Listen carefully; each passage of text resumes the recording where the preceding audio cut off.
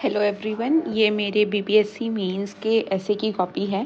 BPSC बहुत ही अच्छा step है बीपीएससी का कि वो आपकी कॉपीज़ जो मेंस की हैं वो आपके पोर्टल पे अपलोड कर देती हैं। ट्रांसपेरेंट रहता है, आपको कॉन्फिडेंस रहता है कि कुछ गलत नहीं हुआ होगा। खैर, इस पे आते हैं। ये मेरा पहला मेंस था और ऐसे में आपको बीपीएससी में 4 टॉपिक्स मिलते हैं, आपको एक चूज़ करना पड़ता है। मैंने environmental imbalance is the destroyer of creation ये चूज़ किया था। और क्योंकि इस पे मेरे पास कोट्स थे, कुछ डेटा अवेलेबल था, तो मैंने इसको ही लिखना सही समझा।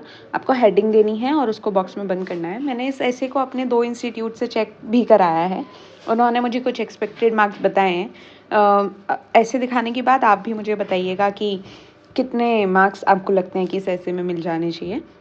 मैंने यहाँ शुरुआत करी थी कोटेशन से, क्योंकि वो भी करंट अफेयर कोटेशन से, क्योंकि हॉलीवुड में आग लगी हुई थी और वो भी इन्वायरमेंटल इम्बैलेंस के कारण ही, बहुत ड्राई विंड्स और बहुत ही हाई टेम्परेचर की वजह से वो आग लगी थी।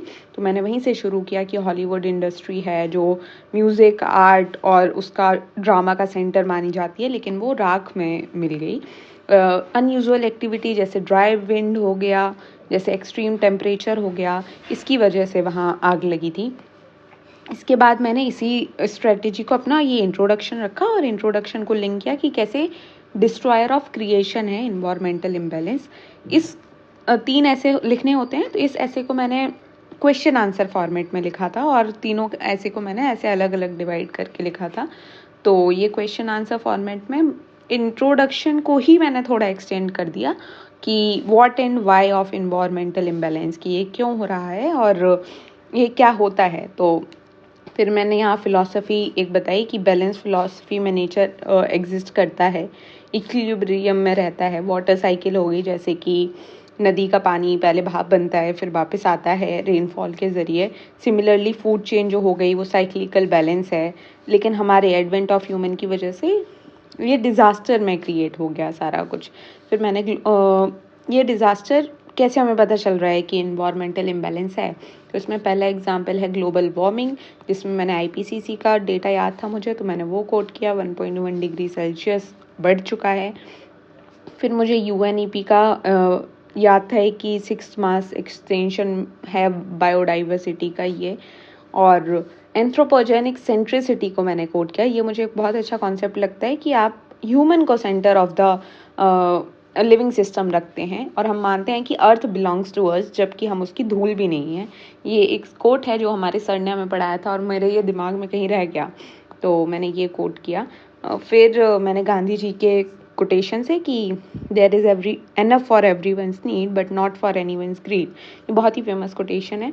मैंने इससे इस इंट्रोडक्शन वाले पैरा को एंड करते हुए दूसरा क्वेश्चन पुट किया कि अब क्या मतलब डिस्ट्रक्शन ऑफ क्रिएशन कैसे हो रहा है।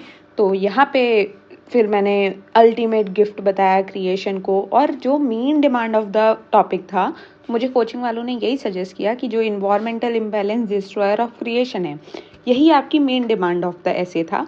तो आप इसको 1-2 पेज पहले से भी स्टार्ट कर सकती थी, तो आपको और ज़्यादा नंबर मिलते। ऐसा मुझे उन्होंने सजेस्ट किया। जो मैंने इंट्रोडक्शन का पार्ट है वो थोड़ा लंबा खींच दिया, वो मुझे 1 पेज में ही कंक्लूड कर देना था। तो यहाँ से अल्टीमेट गिफ्ट बताया मैंने, वैली ऑफ फ्लावर्स के एग्जाम्पल दिया। फिर मैंने हिस्ट्री से मैंने शुरू किया ये ऐसे कि इंडस वैली सिविलाइजेशन थी, बहुत ही खूबसूरत थी, लेकिन सरस्वती रिवर हमारी ड्राई अप हो गई।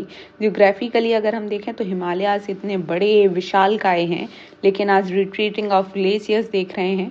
बिहार का पेपर था तो मुझे बोला गया था, और मेरे दिमाग में भी पहले था जब मैंने प्रैक्टिस की हुई थी, कि बिहार के एग्जाम्पल्स को आप ज़रूर कोट करिए। तो यहाँ जैसे कोसी रिवर देखते हैं हम बिहार में कि वो 76% ऑफ द बिहार पॉपुलेशन जो है वो फ्लड रिडन रहती है कोसी रिवर की वजह से। तो मैंने इसको रिट्रीटिंग ऑफ ग्लेशियर से कनेक्ट कर दिया कि पिघल रहे हैं ग्लेशियर्स, तो उसकी वजह से ज़्यादा अमाउंट में हम फ्लड की कंडीशन देखते हैं। ऐसे ही क्रिएशन क्या है, प्रोडक्शन ऑफ क्रॉप, और पेड़ उगता है सीड से, लेकिन मैंने FAO को कोट करके कहा कि 20 to 30% डिक्रीज ऑफ प्रोडक्टिविटी हमें देखने मिलती है। सिविल वॉर्स आज 60% ऑफ द सिविल वॉर्स जो हैं वो इन्वायरमेंटल कंडीशन की वजह से घट रहे हैं। ऐसे ही ब्राइट कलर्ड जो कोरल पॉलिप्स हैं वो भी हमें डूम्सडे फिश का एग्जाम्पल आया था रिसेंट में ही, तो मैंने उसको कोट किया। फिर ये एक टर्किश प्रॉवर्ब है, मुझे बहुत पसंद है कि no matter how far you have gone on a wrong path turn back, आप वापस आ जाइए, सब ठीक हो जाएगा। तो ये मुझे बहुत अच्छा लगता है। और ये बहुत सारी जहाँ हमें कोई भी ऐसी सिचुएशन पूछी जाए, इन्वायरमेंटल इम्बैलेंस या कोई डिस्ट्रॉय हो गया है या हमें कहीं सुधार लाना है, तो हम कैसे लाएंगे, तो मुझे लगता है वहाँ हर जगह ये फिट हो जाता है। और ऐसे कोट याद रख लेने चाहिए जो एक नहीं जबकि 2-3 ऐसे में हमें कोई भी ऐसे का टॉपिक आए वहाँ फिट हो जाए।